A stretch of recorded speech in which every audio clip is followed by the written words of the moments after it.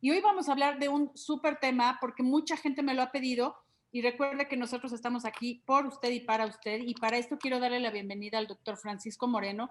Él es médico internista e infectólogo del Hospital ABC. Querido Paco, vamos a hablar de un tema buenísimo que es inmunidad después de haber padecido COVID. La gente tiene duda cuánto tiempo está protegido, que si ya no tiene que usar el cubrebocas y todas las cuestiones de protección, etcétera, etcétera. Gracias por acompañarnos en cámaras y micrófonos. Al contrario, gracias, Etel, por invitarme a tu programa. Un placer siempre. A ver, Paco, yo lo comenté al aire, yo me infecté la semana, bueno, estos días, acaba de ser mi prueba negativa, pero tuve ya COVID. Y así como yo, muchas otras personas lo están padeciendo mucho más cercanas cada vez. No sé si lo has notado, hay como un incremento, no sé qué está pasando, porque ya hablamos de que no hay una nueva cepa, ya hablamos de que hay una variante, pero que no es mucho más agresivo, etcétera, etcétera. Pero yo cuánto tiempo, así como todos los que los que han estado enfermos, cuánto tiempo estamos protegidos. Hablar de inmunidad. Ok, para hablar de inmunidad hay que entender que la forma como medimos la inmunidad es a través de la determinación de anticuerpos en sangre. Una vez que tiene la enfermedad, desarrolla anticuerpos, un tipo de anticuerpos específicos que se llaman neutralizantes, y también hay otro tipo de inmunidad que no podemos medir que se llama inmunidad celular. Lo que hemos visto es que la gente eleva estos anticuerpos y con el tiempo empiezan a disminuir. La media, es decir, en donde la mayoría de la gente va a empezar a perder inmunidad, no lo conocemos. Lo que estamos viendo es que como es un universo tan grande, empiezas a ver los que se salen de la normal, los que van a tener una susceptibilidad nuevamente al COVID en una forma más temprana, 3, 4, 6 meses. Lo que creemos por la historia de los virus similares al COVID-19, que es el SARS-CoV y el MERS, es que pudiera ser entre 1 año y medio, 2 años. No sabemos esa media. Ahorita lo que empezamos a ver son los primeros que se salen de la normalidad. ¿Esto a qué nos obliga? A seguirnos cuidando. Es decir, no puedes, a pesar de que ya te dio COVID, decir, ya no me va a pasar nada, ya no me voy a cuidar, y tienes que seguirte cuidando. Aquí me llama la atención que hay mucha gente que dice acerca de las reinfecciones y aparte es un virus nuevo. También para ti que eres un experto y has sido un líder de opinión en todo este tema que estamos viviendo en nuestro país y en el mundo, que pues es nuevo, no sabes cuánto te va a proteger, o sea, todavía no tienen esa data, ¿no? Así es, porque no ha llegado el tiempo en donde tú digas, ya la mayoría está susceptible a tener una recaída. Entonces ya vas a saber ahí cuál es el tiempo. Empiezas a ver casos aislados. Ahora, también lo que ha sucedido es que pues no toda la gente se infectó al mismo tiempo. Si la gente se hubiera infectado toda al mismo tiempo, sería más fácil saberlo. Y la otra situación es que existen PCRs falsamente positivas. Tú pudiste haber tenido una PCR falsa positiva en julio, pensar que ya te había dado y no te dio. Y entonces ahora crees que es una nueva infección y lo que pasa es que no tuviste en julio. Y la otra situación que también sucede es que el PCR puede durar positivo hasta varios meses, 3 meses. Y entonces tienes una infección en octubre y ahorita tienes un cuadro respiratorio y te vuelve a dar la PCR positiva y piensas que otra vez tienes COVID y lo que a lo mejor estás eliminando son fragmentos del mismo virus que tuviste en octubre y ahorita tienes otra infección respiratoria.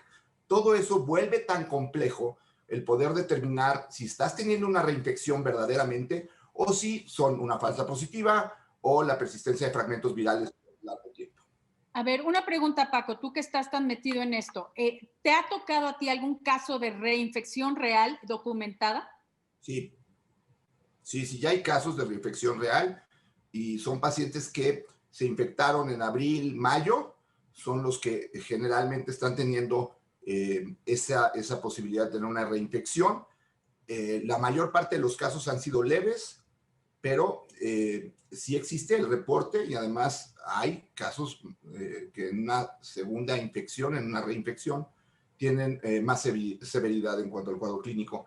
Insisto, creo que esto, en lugar de asustarnos, nos debe de pues, llevar el mensaje de que lo que tenemos que hacer es seguirnos cuidando. Así es, mantenernos en guardia, ¿no? Eso es básicamente. Pero sí hay mucha gente que tiene dudas de cuánto dura, o sea, ya lo comentaste, que no se sabe, esto es una enfermedad nueva para todos, es un virus nuevo, no sabemos cuánto dura esta inmunidad a las personas que hemos padecido COVID. Entonces, no podemos dejar de cuidarnos, así de simple. Así de simple, así de simple.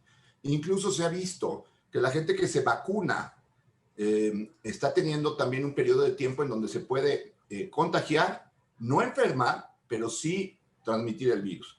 Entonces, ese cubrebocas llegó para quedarse un buen rato. Sí, estoy de acuerdo contigo. Y ese es un tema que también me gustaría comentar al regreso de una pausa, lo que es los temas de la vacunación y todos los mitos que hay con relación a las vacunas. Ya lo hablamos alguna vez, querido Paco, pero es importante porque la gente tiene temor y escucha a través de lugares no oficiales las cosas. Entonces, pues más infunden el temor. Estoy platicando con el doctor Francisco Moreno, él es médico internista e infectólogo del Hospital ABC, que ha sido un pilar en toda la información que todos recibimos de líderes de opinión como él, que aquí es muy importante, Paco, decir que por favor no se dejen llevar por fake news y que se acerquen a los expertos. Hoy estamos hablando de la inmunidad después de haber padecido COVID, porque hay muchas dudas sobre esto. Si me puedes hacer un resumen para la gente que nos acaba de sintonizar, entendiendo que esto es un virus nuevo también para los expertos como tú, y no se ha dado el tiempo todavía para saber cuánto tiempo estamos protegidos. Si ya comentaste que sí has tenido reinfecciones documentadas, algunas personas dicen que se reinfectaron, pero tal vez no era una reinfección. Y es un tema que me preocupa mucho acerca de las pruebas, todos estos falsos negativos y falsos positivos que se están dando. Así es. Yo creo que el mensaje son tres. Uno, sí hay reinfecciones, están documentadas en el mundo y en México, sí existen, entonces tienes que seguirte cuidando. Esa es la razón. ¿Cuánto tiempo duras inmune? No lo sabemos. La media, lo que la mayor parte de la gente va a durar inmune, no lo sabemos. Pensamos que puede ser entre 1 año y medio, 2 años. Hay un artículo en Science que acaba de decir que por lo menos 9 meses, que es más o menos lo que lleva analizándose la pandemia, pero la media no la sabemos. Y la tercera es, si tú piensas que tienes una reinfección, que te cheque muy bien un doctor, que sepa, porque lo que puedes haber tenido es una prueba falsamente positiva antes, o puedes estar eliminando fragmentos virales de una infección reciente. Entonces, para que tengas una realidad de reinfección, pues que te chequen y que lo sepan. ¿Sí existen? Sí. Sí, sí existen. ¿Qué opinas de las pruebas? Porque hay unas que dicen, no, las pruebas rápidas no son nada certeras, no sé qué porcentaje de especificidad tienen. ¿Qué onda con las PCR? Hay otras pruebas rápidas que es en sangre, que con una gotita estilo para medir la glucosa, pero hay otras que son con un hisopado en la nariz. ¿Qué onda con las pruebas? A ver, hay 2 pruebas únicamente aceptadas para diagnóstico. La prueba de PCR, que es una prueba que te toman un hisopado en la nariz, se procesa y tienes el resultado en 24 horas, algunos laboratorios en 12, habitualmente 24 o 48 horas. La otra prueba diagnóstica, que es más reciente, que es rápida, es la prueba de antígeno. Es muy sencilla porque lo que tienes que hacer es lo mismo mecanismo que el PCR, tomar una muestra porque lo que vas a buscar es el virus. En este caso, una partícula del virus que se llama antígeno y que tú pones en una reacción con una sustancia y en 15 minutos te dice si tienes o no COVID. Ahora, la sensibilidad de esta prueba quiere decir que del 100 que están infectados, ¿a cuántos se detecta? Es alrededor del 85-90% dependiendo de la prueba. Es más sensible, detecta más de esos 100 la prueba de PCR. Pero esas son las únicas 2 pruebas diagnósticas. La prueba de sangre rápida no sirve para diagnóstico porque detecta los anticuerpos que tú produces y puedes tardarte 10 días, 14 días y hay algunos que no producen anticuerpos y entonces no puedes utilizar esa como una prueba diagnóstica. La prueba de sangre, muy sencillo, la prueba de sangre no es diagnóstica. La prueba diagnóstica tiene que ser una muestra de la nariz o de la garganta. Ok, ahora para saber si tenemos anticuerpos, una prueba, o sea, un estudio de laboratorio en sangre, ahí sí es otra cosa, pero pruebas rápidas en sangre no está autorizado y no sirven. No sirven, si quieres saber si tienes anticuerpos, incluso hay de 2 tipos, una se llama cuantitativa, te da un título de anticuerpos, y la otra se llama cualitativa, que nada más te dice si tienes o no tienes. Entonces, la gente pues luego se obsesiona porque ve la cuantitativa y se está checando cada 3 semanas a ver si está bajando y entra luego en pánico de que está bajando muy rápido. ¿Qué hago? Pues eso depende de la respuesta inmune individual. No les recomiendo que se estén haciendo pruebas cada ratito, no. Ok, por favor ponga mucha atención en esto porque sí, tenemos que decirlo, hay gente que está lucrando con la desinformación, ¿no, querido Paco? Así es. Hay muchas pruebas que desafortunadamente se pensó que la prueba rápida de sangre iba a ser muy útil y se compraron muchos kits. Incluso en España hubo un fraude grande por estos kits y hay que entender que las pruebas rápidas de sangre no funcionan. Ok, entonces, por favor, si ya existe un porcentaje, tal vez estamos hablando del 10-15% de que no detecta en una prueba que no tiene esta efectividad como son las pruebas rápidas de sangre, pues imagínense, nada más estamos perdiendo el dinero y el tiempo. Por favor, no se deje engañar. Pruebas autorizadas, como menciona el doctor Francisco Moreno, es PCR Y la de antígeno. y el antígeno que es por hisopado. Así es. Exacto. Ok, para que tenga mucho cuidado y si ya quiere saber si tiene anticuerpos, hay que hacer otro estudio en sangre, pero eso es en laboratorio más elaborado y hay una muestra de sangre, ¿no?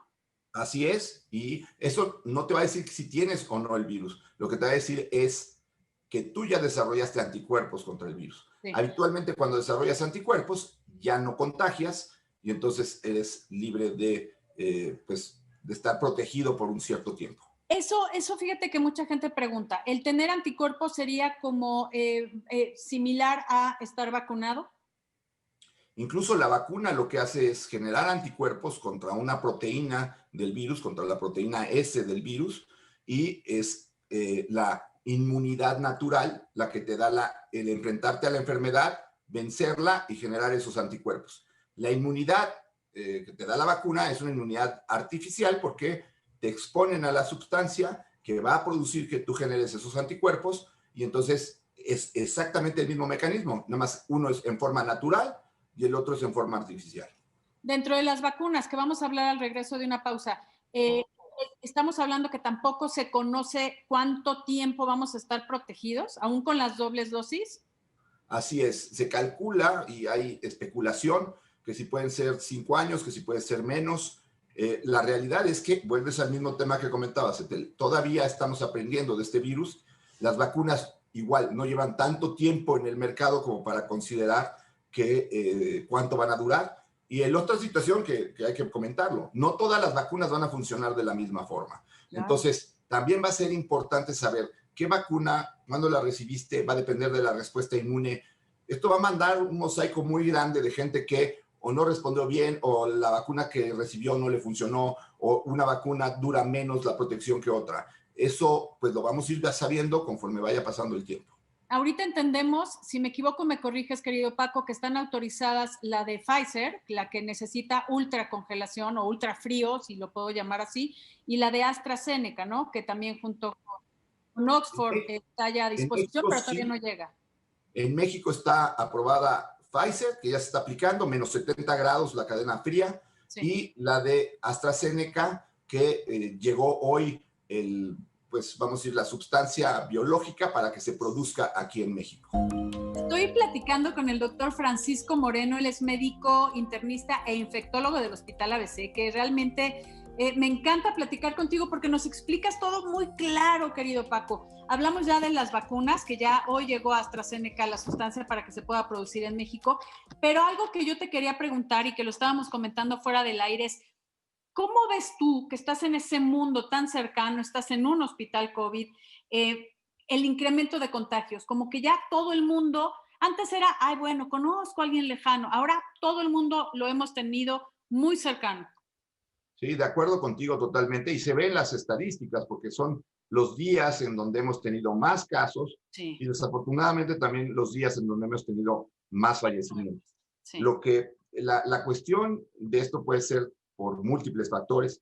Creo que el principal es que la gente se cansó. En diciembre venían fiestas, venía como la situación de ya estoy harto, quiero salir.